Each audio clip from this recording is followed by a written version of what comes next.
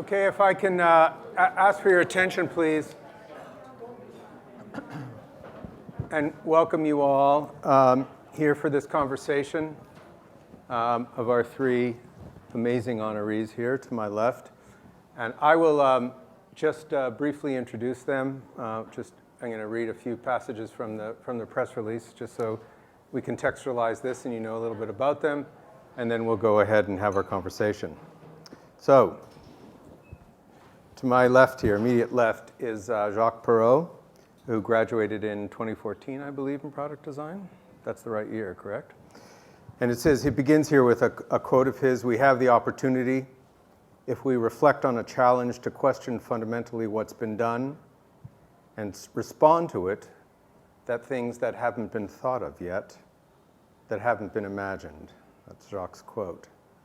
Jacques, who through the use of computational design tools is pioneering a revolutionary new process to create high-performance running shoes.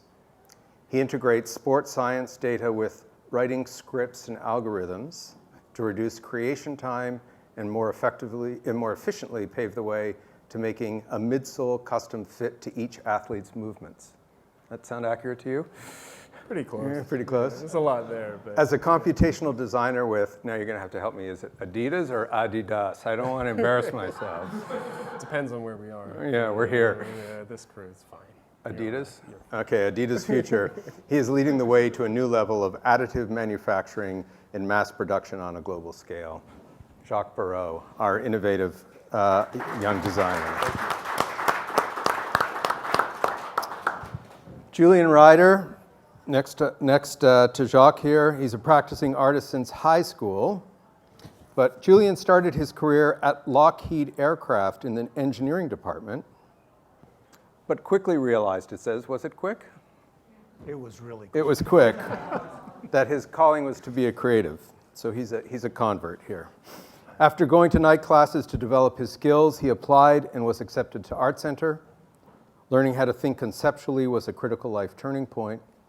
The ability to create a big idea by combining imagery with thought in an imaginative way to trigger a deeper response was a game changer.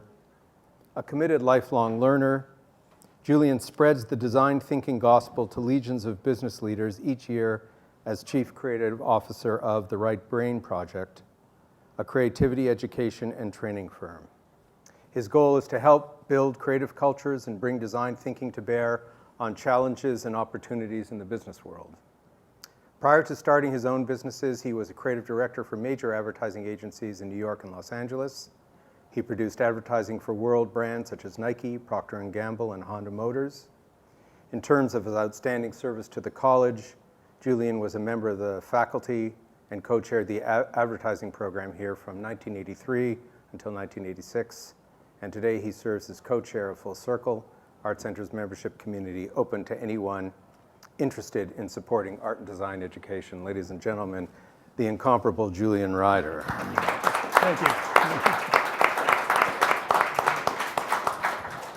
And now for the lifetime. If you're here longest, you get that award. Achievement Award. A distinguished designer, author, and educator, Kit Hinrichs is considered one of the most influential, respected, and revered designers in the field of graphic design. Currently principal and creative director of Studio Hinrichs in San Francisco, he served as principal in several design offices in New York and San Francisco before spending 23 years as a partner with international design consultancy Pentagram. Throughout his 5 decades-long career, he has won hundreds of awards and has been the creative force behind several of the most recognized graphic and brand identities known today. His list of distinguished clients include United Airlines, Sat by Fine Paper, Design Within Reach, Muzak, Jamboree, University of Southern California, Safeco, Museum of Glass, Symantec, KQED, the San Francisco Zoo, Restoration Hardware, and then it says, and many more, which I really like. His work is included in the permanent collections of the Museum of Modern Art in New York, the San Francisco Museum of Modern Art, and the Library of Congress. He is co-author of 5 books including Typewise, Long May She Wave, and the Pentagram Papers. Ladies and gentlemen, the venerable, the amazing Kit Hinrichs.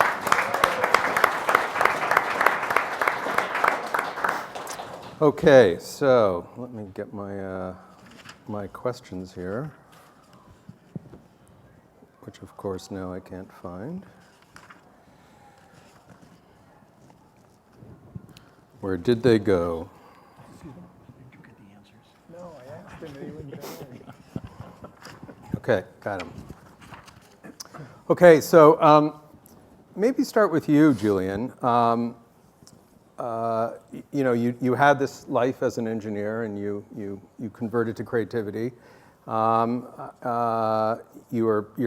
You've been involved in so many different ways with ArtCenter, and I wonder if you could talk a little bit about the passion you bring to the Right Brain Project, and let people know what it's about and how maybe it links to your experience here at ArtCenter as well. Wow.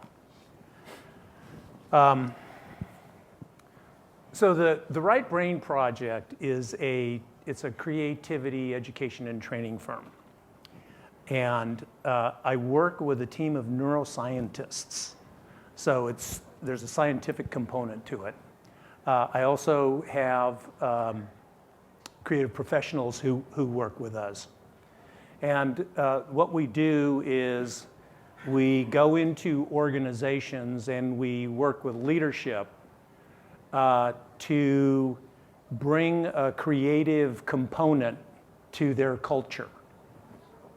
And how we do that is we do educational programs that are composed of the neuroscience of creativity, the experience and exploration of creativity, and the human aspect of creativity.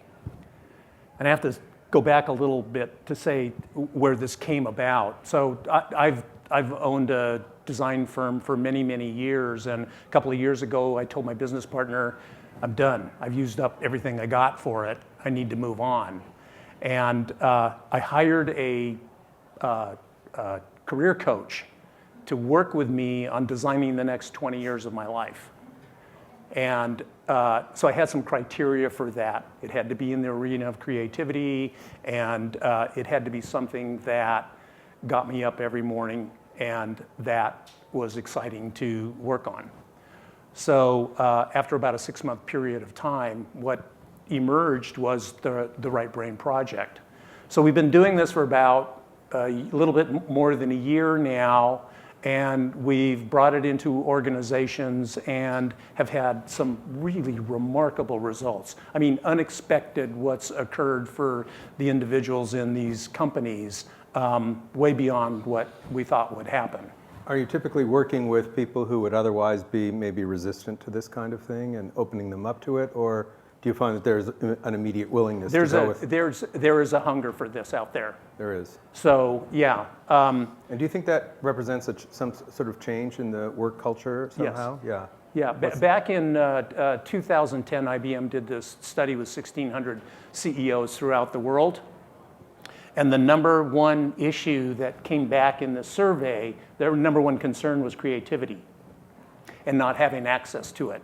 And I think that was sort of the catalyst that got this whole thing about creativity up to the surface, and what's now, really driving this this hunger and thirst for creativity in organization. And just out of curiosity, once you start working with them, what's the response? I mean, they're hungry for it and they're open to it. It sounds like. Do they articulate the revelation? Do they articulate what they, and how do they talk about it? Yeah. So our work is project driven. So the individuals, if it's a company we're going to work with, then we have them design a corporate project, a company project that their executive team, their management team is going to work on. And the project that they design is one that is outside the bounds of what they're capable of doing at the current time. So while it's not a pipe dream, it's something that's a possibility. So it challenges them. It takes them outside of the practices that they would normally use to do their job. And it requires them to create new methodologies, new ways of approaching the work in order to have this project come to pass. And so it sounds like there's a lot of ArtCenter in what you're doing, right? There's a ton of ArtCenter. Yeah, it's applied, it's deep end work. Yeah. You throw them in. There's instructors from ArtCenter who work with us. And so we do storyboarding, we do ideation, we do improvisation, we do music. Beautiful. Yeah. It's great. Thank you. All right, Jacques, tell us about Futurecraft 4D with Adidas. Adidas. Yeah, I mean, it's a project that's something that the brand has always wanted to do. Like the values of the project are about, so empowering people, making product that's more human, making things that have a red thread to who you are, right? And 4D is a vehicle, a means to get there. It's about getting us closer to who people are, how they run, or how they might play sport. And what we're trying to do is, to one part, we are trying to change how we build things, but we're also trying to do it with these values that are very human and tangible. Great. And Right. can you talk a little bit about the research you conduct to get you there, to how you think about the user, the runner, the human being that is using that product? Yeah, I mean, that research is on both ends, right? What's really interesting is, we're working with this company that's just the most engineering-driven company I've ever been around. Wildly engineering. So it's at both ends, and their question is just how stiff do we need to make it? Like what should we do? And really, human beings are not, they're not robots. They're not this mechanical thing. So the research that goes on has to be at both ends. One part, yes, there's a massive amount of investigation into biomechanics. Then there's this other side that's very tangible and human, and it's about understanding what is your preference, how does this thing make you feel, and really what's going on in the world of sports science. The more you dig into it, the more that we're starting to know how little we know. That human beings are extremely complex, and everyone runs so differently that the best running shoe is in fact the one that they prefer the most. And so it's an interesting project in that it's not an engineering exercise. And practically, are you gathering up user groups? Are you how does it unfold in the process itself? Do you accost runners on the street and say, have I got a pair of shoes for you? Yeah. It's more we can't really show them to random people on the street, right? So it's more we accost people at work a lot of the time. Oh, at work.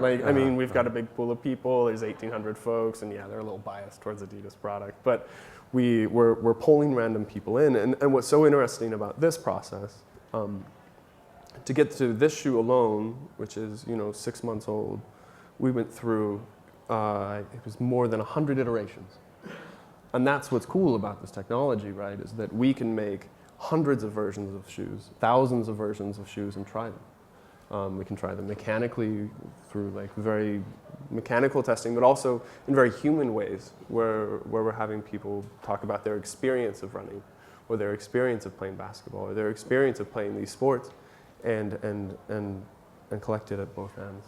And can we just geek out a little bit on the sure. mechanism itself of this? What it said in the press release about writing scripts and algorithms and what it is that you're doing to develop this 4D product, this 4D. When I came to Adidas, again, this is something that they kind of wanted to do and have been thinking about doing, is how do we really tie directly some type of measurement or an analysis of a human to a product and make that absolutely a red thread. And so my work goes into establishing that. And the idea is to make it not just a thread, make it as thick as you can, right? So it's about taking some type of measurement of a person that's tangible and human, and figuring out a way to make an extremely complex product, right? But what's really awesome about it, what's so meaningful, is that because this is like, it has to be digital, right? Like you have to make this with an algorithm, and you have to craft that. And so really, like my work at Adidas is about challenging their perception of what design is. Like they've got this crazy idea in my mind. Like What do they think like it it's is? wild. What do they think it is? It's just very aesthetic. Just making things pretty. Yeah. It's like, oh man, yeah. They treat design as a service. It's this very old school methodology and perception of what design is. That, and you have to break that down. And the way to do it is simple. You just have to show them that you can make it better. And that's always my pitch. It's not competitive. It's not it's not me trying to battle them. It's you need to go out and you do the groundwork to make the product better than it would have been otherwise. And design's a vehicle that permeates everything. And in that, what I mean is that the classical role of archetype of a designer, I think, is starting to break down with where we work. Like my team, we are designers, right? But my background is very much design. Yeah. My friend, very much, he's from Cal Poly, full-on mechanical engineer. And my other friend, full-on computer scientist. But we sit in the design group. We are making shoes. And so this traditional role is starting to be broken down with a mechanism that is digital, Well, I'm sure that has a lot to do with your success and your brilliance and all the recognition you've got for this product. It's amazing. It's been a huge incredibly struggle. Well, exciting, and it's hardly the pedigree sitting next to these folks. So I have to be very, very humble with that. But the recognition. But you're the young innovator. I am the young one. Yeah. Yes. You are the future of the. Yeah. Maybe that pedigree will get longer. I don't know. Let's hope. All right. For sure. Thank you, Kit. Thank you. I can't follow that. Oh, hardly. Okay. Come on. So you have famously said that you are not so much a graphic designer, but a narrative designer. Right. And could you tell us can you talk to us about that and what that means to you? Narrative design is about storytelling. And I think that whatever I've done, whether it's a branding thing or it is a communications program, whatever, it's all about telling stories to people that they will actually understand and begin to understand what it's all about. Because it's so easy to just gloss over things. And I think within the design world, the more we can engage people with stories, we actually get them into it. They begin to love it. They begin to believe it. And that's really what... And in your own imagination, can you even conceive of design without story in that way? Every project begins that way. Every project begins with a sense of a story? Some kind of a story. Ah. And in some cases, we'll have a client who has never really done much in the way of promotion or branding of who they are. And I do my best not to talk to the CEOs if I can, and talk to the people who actually make things happen. Right. That's where the stories come from, and that's where it becomes alive for the rest of the world. So I think it's a very important aspect that we get as much information from the people who actually do things, not just the people who are in the C-suite. Right, and is your concept of story a kind of traditional narrative structure of some kind, or do you have multiple plots going simultaneously, or nonlinear kinds of stories that you tell? Definitely nonlinear. It's definitely nonlinear? Definitely nonlinear. Because Ellen Lefton just wrote this book, right, on design as storytelling, I think is what but she takes a very traditional kind of pattern. I wonder if it's how you think about it. Well, partially because of the way in which I do it, or a lot of other narrative designers do it. They start one place and the story goes someplace else, and they go there, and then they go somewhere else. As you're making it, right? As you're making it. I mean, you put your pencil down and you start here and ends up over here, but you didn't know how it was going to get there. Right.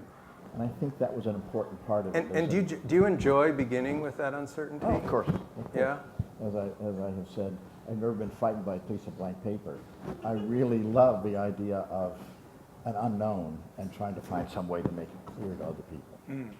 And interestingly, is it always beginning in uncertainty for you? Do you have some projects in which you just kind of see it imaginatively, or you see it in your mind, and you execute against that vision? Sure. Want me to give you a couple of examples? Please do. Okay. How much time do we have? Well, you've got two other guys. Okay, all right, fine. I don't know how much time. How much time do we have? 25 minutes or 20 minutes? In the world when there were annual reports, when you used to tell stories, and yes, they were financial documents, but they really were marketing documents, and the front part of the book really told what they were doing. And it was a medical company. They had hospitals, psychiatric groups, dentists, whatever there were, all over the country.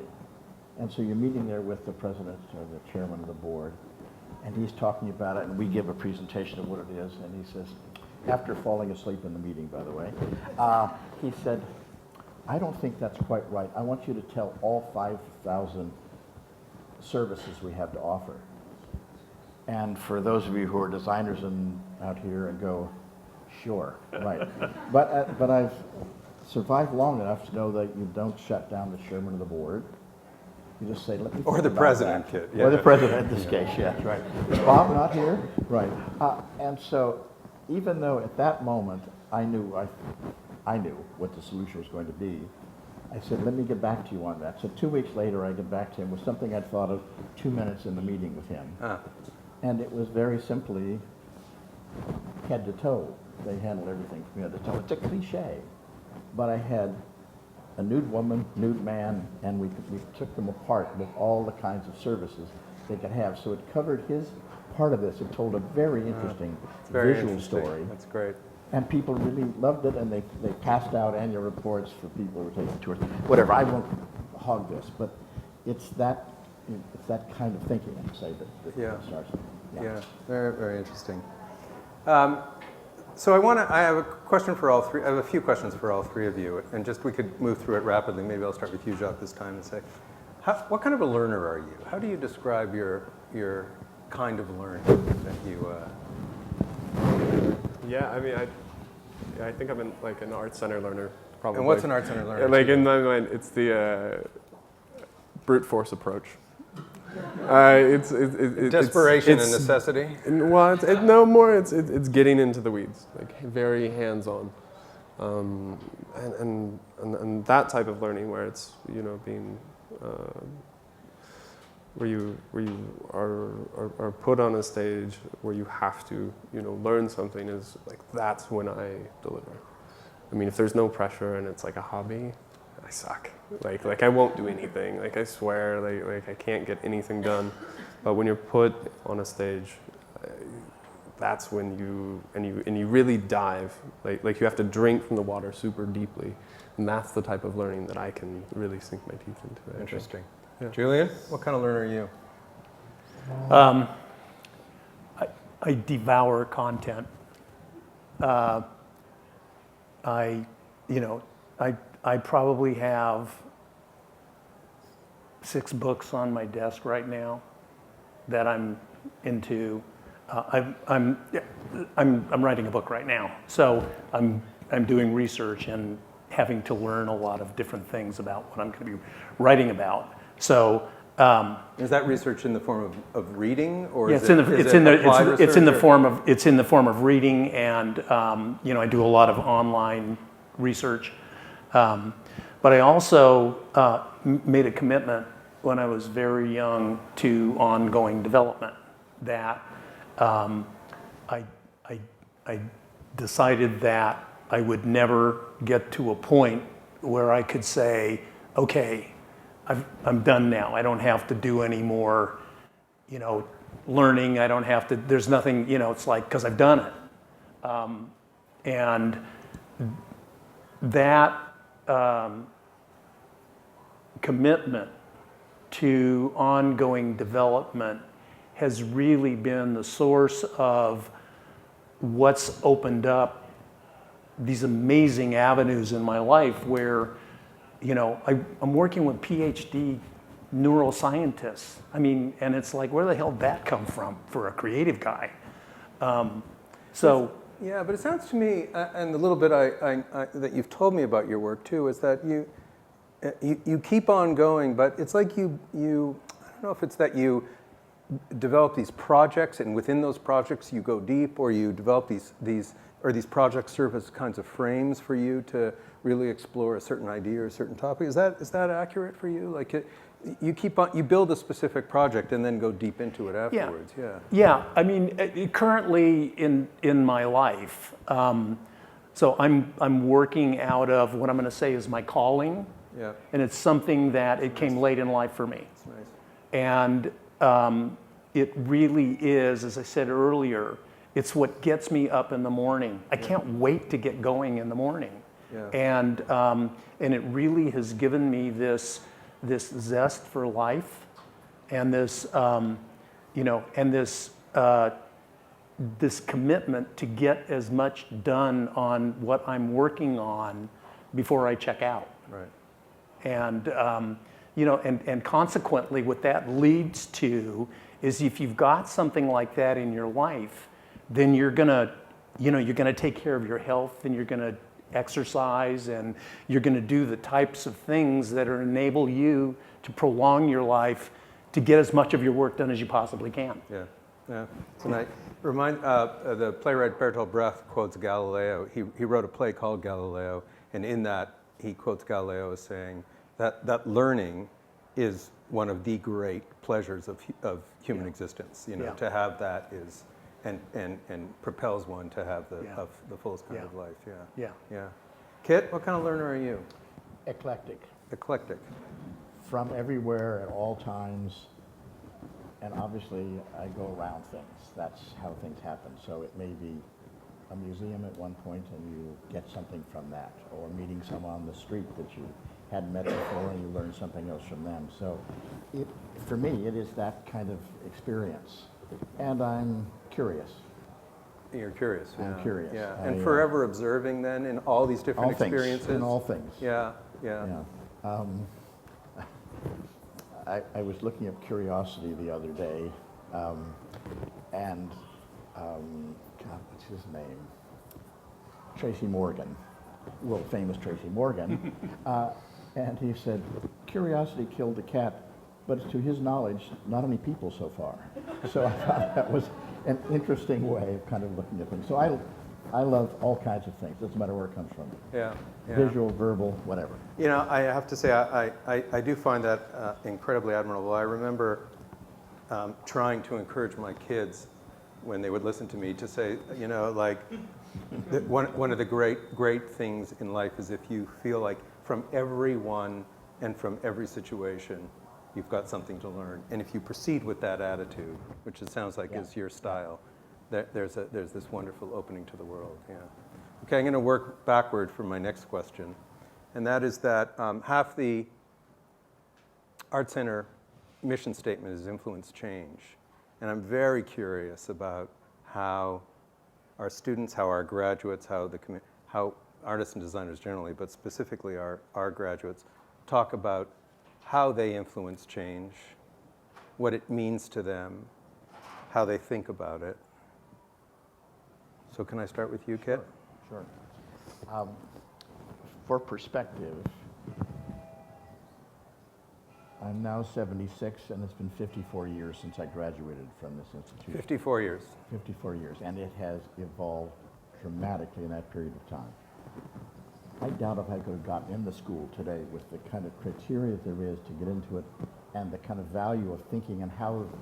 I would have fought for you, man. I would have fought for you. Maybe Julian could help me with my portfolio. Exactly. Right? Yeah. But, Jacques would have written you a letter of recommendation. Right. Yeah. Okay. No worries. But when I see these kids, and see the stuff that they're doing in their class, and how you have, and I'm not going to give it only to you, but you have primarily made an environment for these kids to understand the value of change, and they understand they're part of it. And I'm just in awe of what they're doing and going to do, and what you've done in turning the school around, as far as I'm concerned. Well, thank you. Yeah. Thank you. And in your own work, though, can you just reflect a little bit about the change you feel you've made, or how you think about that? Again, this perspective of 54 years, I thought I was going to be sitting at a drawing board the rest of my life, doing what I did at school. It's all fine. But I think what ArtCenter had given to me at that point was that you apply yourself and you listen to the opportunities that are there. And I think it is for all of us take advantage of the opportunities that are there. They're not always, here is a new job, here's a new assignment. It's for you to say, that's interesting. How can I help with that? How can I, and doors open up for you. And that to me is the change that happens for everybody if they allow that to happen. Nice. And it's been that way for me as well. Nice. Julian, what does it mean to you? How do you think about the change that you've influenced and the difference you've made? I want to talk about it from the future, from change that hasn't occurred yet, and that has to do, for me, with bringing creativity into organization.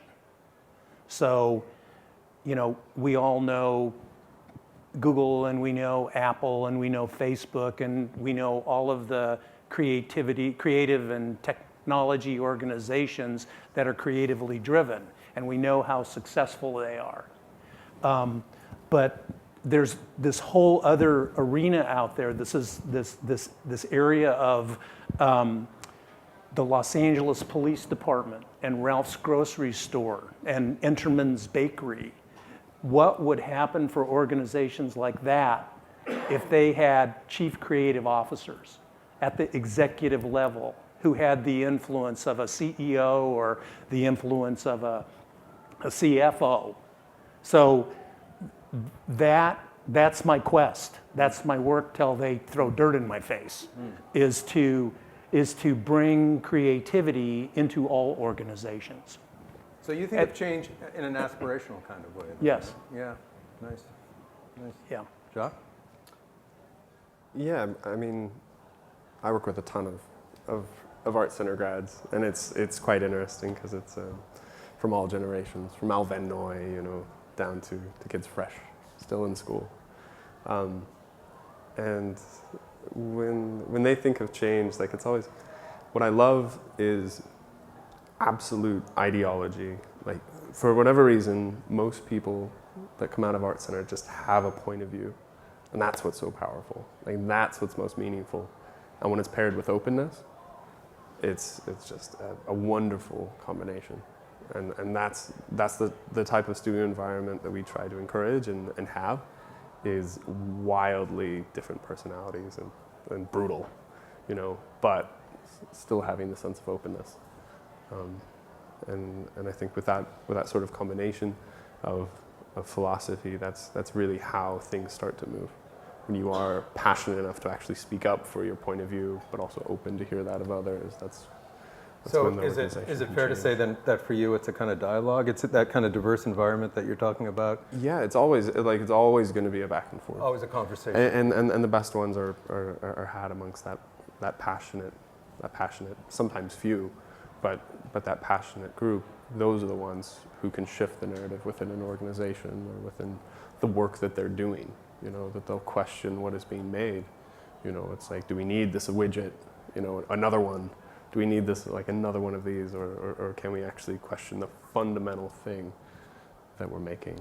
And that's the type of really meaningful, sometimes blue sky thinking that's absolutely necessary. Great. Okay. My next, Kit, I have a quick question for you. Do you know what vexillology means?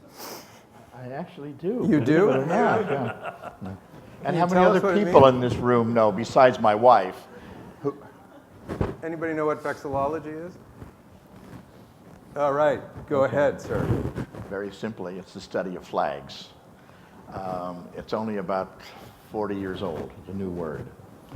And it just has to do with the study of flags. And of course, he brings it up because I collect flags.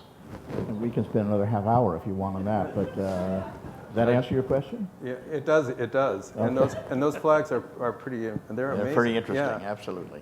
Just hum a few bars about your passion for flags. Like, why flags? What's the story Well, that flags tell that has captured I your collect imagination? American flags, only American flags, stars and stripes. I have a family heirloom that my great-great-great aunt sewed in 1865 at the end of the Civil War. And like many designers, I used to collect everything. It was kind of interesting, good, look, let's get that. And at some point, I won't embarrass you, Linda, but my wife said to me, why don't you collect one thing instead of everything? So as a consequence, I began saying, well, we've got this family heirloom, so we framed it up, and 5,000 flags later, I'm still doing this stuff. So, but a lot of it comes from ArtCenter. It's variations on a theme. I remember Polifka's class. I mean, anybody else here know Polifka? A few, okay. Where that was one of the things. Every semester, you had to do variations on a theme. And the American flag is the most interesting thing done by literally millions of Americans who created their own flag. It's the only country in the world that does that. Now I will stop. But that's part of its interest. Okay, and I just have one more small question for you. Okay. What's Martha Stewart really like? I happen to have been on one of her shows. That's where this comes from. It was the day she had been indicted and was going to go to jail. So I may not have an accurate answer to that, but exactly. she was very professional. Okay, so my next question for you will put you on the spot a little bit as alums, but it's going to be advice to me as president of ArtCenter. And Julian, maybe we'll start for you. And you know that Fred Fehlau, our provost, is retiring, and we're now searching for a new provost. So what I'd like to do is tap the wisdom of the three of you on stage and to ask, what should we be looking for? What should the new provost bring to the position, and how would you advise us on that? People get paid millions of dollars for this. Yeah. But the spirit of my question actually is not just, it really is like, you guys love ArtCenter and you have a passion for ArtCenter, and this is the chief academic officer. This is the person who really shapes the educational experience. Yeah. So when you begin to think about the kind of person that we want to bring to do this kind of work, I actually bet you have some, all of you, interesting things to first say of all, about Fred it. Fehlau is not replaceable. I mean, Yeah, he's terrific, but we Yeah. have to move on. So, Yeah. okay, so yeah. oh my.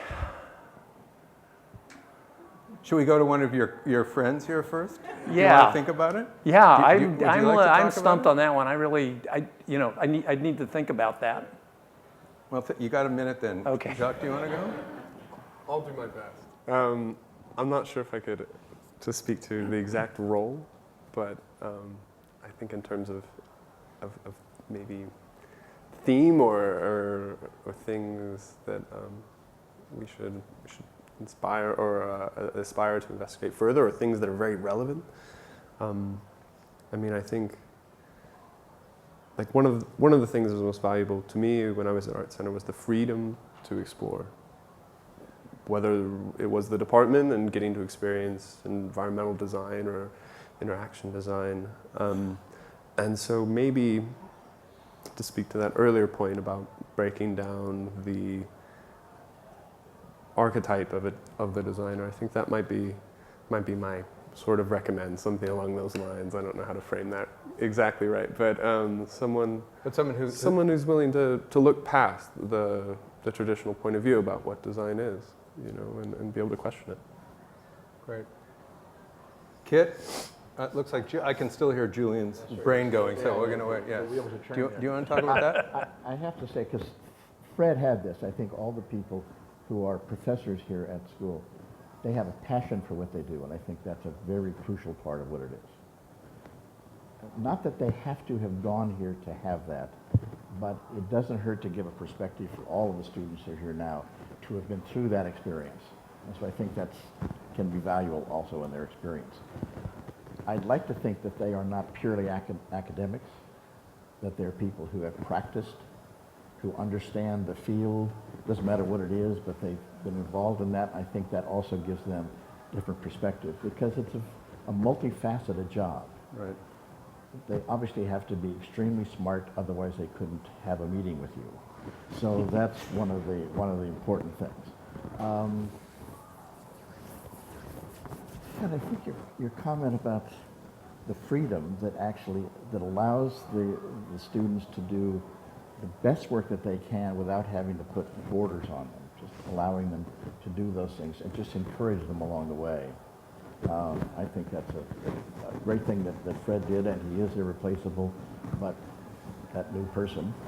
Yeah, and in response to what you both said, there, for me, there's an interesting conversation, and it's certainly a question for me about how you build curriculum and the extent to which you build curriculum with requirements, because that's something that typically we want to do as academic leaders, as chairs, and as faculty. Oh, they've got to know this, and they've got to know that, and they've got to know this, and so it comes from a very good place. But if you pile up too many requirements, it's not a very creative way to create an experience. And so how do you get to what Jacques is saying too, and open the borders a little bit, and know that maybe you build a frame, and within that frame there's exploration, as opposed to pinning down everything with a certain kind of authoritarian view to it. It's a tough tension that I think we have, that we wrestle with here in building curriculum. Julian, do you want to say anything about this after all? Yeah. So I would say in that role, it's so. I mean, it's like, first of all, it's got to be somebody that's got to be a great partner to you. So there's that relationship part of it, someone that can develop deep relationships and authentic relationships. I think that communication and collaboration would be critical qualities. The ability to empower. I've been around individuals. Actually, I've been in companies where leadership embodies this way of being where people show up great around them, and and those people that are showing up great, if they go to another organization where that isn't present, they're not great anymore.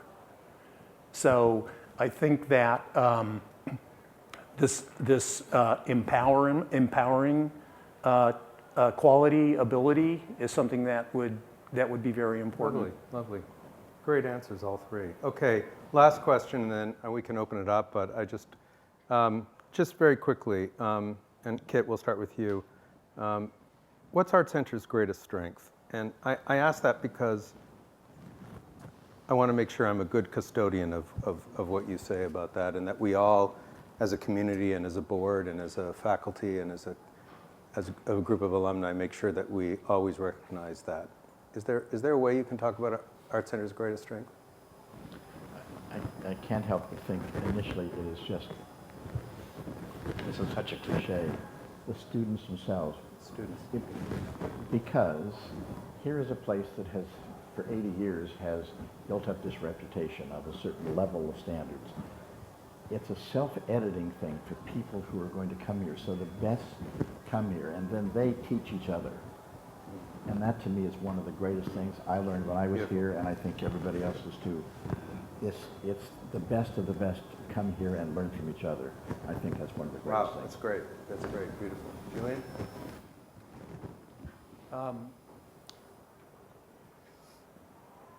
There is I'm going to call it a culture at ArtCenter that has been pervasive since Tink Adams founded the school. And what that is each individual student carries out of here an experience that's been consistent since the beginning. I liken it to, you take an 18-year-old kid and you put him through 9 weeks of boot camp in the Marines, and you have a Marine. And he's a Marine for the rest of his life, no matter what. It's the same thing with ArtCenter. Somebody comes in as a student, and they come out of ArtCenter as an ArtCenter graduate, and there's a conversation about themselves, there's a conversation about the school, there's a conversation about the experience that is eternal. And, and for me, that's the core of ArtCenter. That's who we are.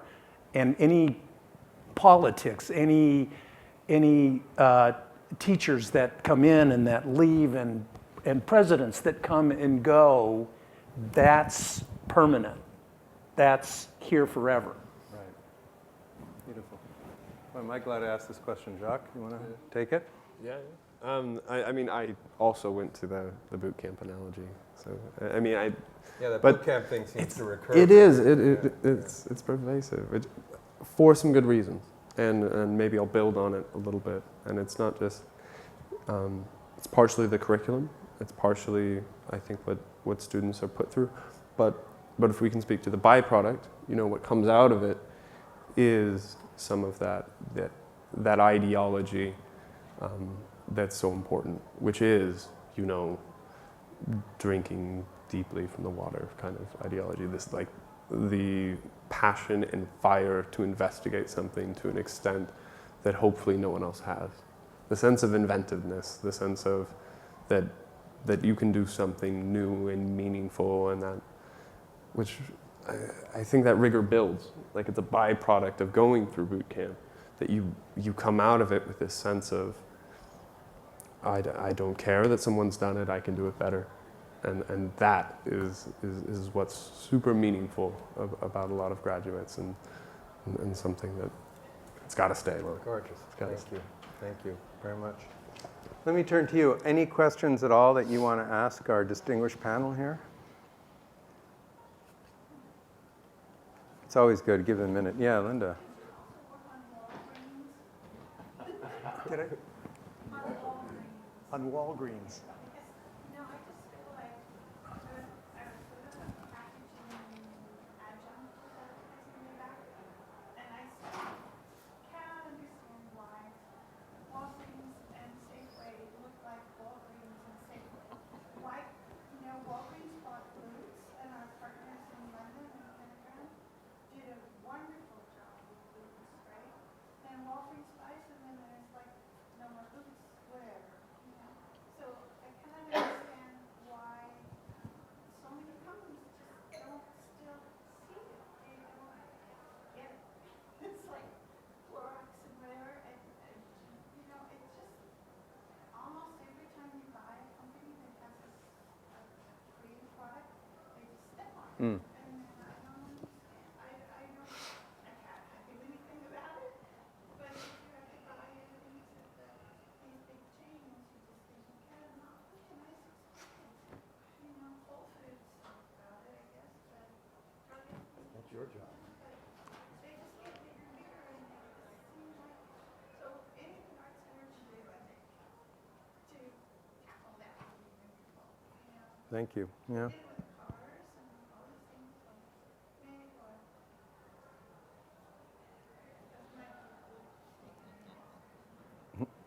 Thank you, Linda. Anybody else? Any thoughts, comments, questions? Yeah. My question is for Jacques, because this morning when I woke up and checked Apple News, it led me to an article of the 10 most expensive shoes of 2017. How could you, in as many flowery words as possible, could you describe what it feels like to wear shoe number 4? Yeah, what he's referring to is the resale market, I think. It was complex. Yeah. Did it It's quite crazy. Yeah, I don't know. What is your number 4? This guy right here. got it. I almost don't like wearing them, but it's $4,000 on my feet. What does it feel like to wear it?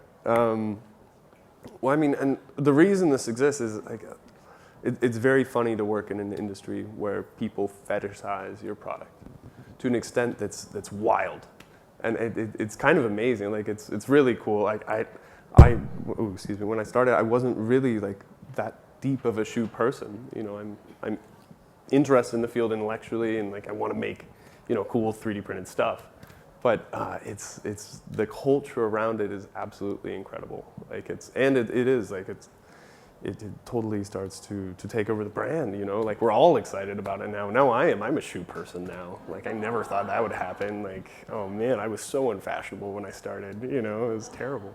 You're looking good Now, oh, I got to, right? Yeah, I had to class it up. It's cool to see that people are actually excited about something that is extremely geeky. Like, I did not think people would be like, oh yeah, cool 3D printed shoe, you know, really want that. I'm so glad and happy that they are. I mean, it's amazing, and what it is, it's going to be an awesomely powerful vehicle for us to go about changing the nature of manufacturing in a field that needs it, like desperately. Oh my gosh, like we have to change how we build our shoes. Like, it cannot continue. It's wrong, you know, for the laundry list of reasons. So it's empowering to know that people are into it, I guess. Good question, Jason. Yeah. Did some Anybody research. else? Time for one more? There must be some burning question. Jared. We have one Facebook question. Rebecca wants to know why, who Julian chose as his career coach. Say again? Who did you choose as your career coach? As your career coach. Oh, as my career coach. So there's a woman in the Bay Area. Her name is Julia Dieterer. And this is something that she specializes in, working with executives in transition, people who are retiring, people who are changing careers. And her work is about designing the next 30 years of your life. She did 20 with me, obviously. But designing the next 30 years of your life. So let me say to all three of you that we are all grateful for your thoughtfulness and for your willingness to participate in this conversation. I learned a lot, and I was quite moved by much of what you had to say. We are so thrilled to be honoring you. We are so thrilled that you're alums. We are so thrilled that you're part of this community. And you inspire us, and you make a difference. And all of us here just really want to express our congratulations and our gratitude for being such wonderful representatives of this great institution. So thank you very much, and thank you all for coming. Thank you.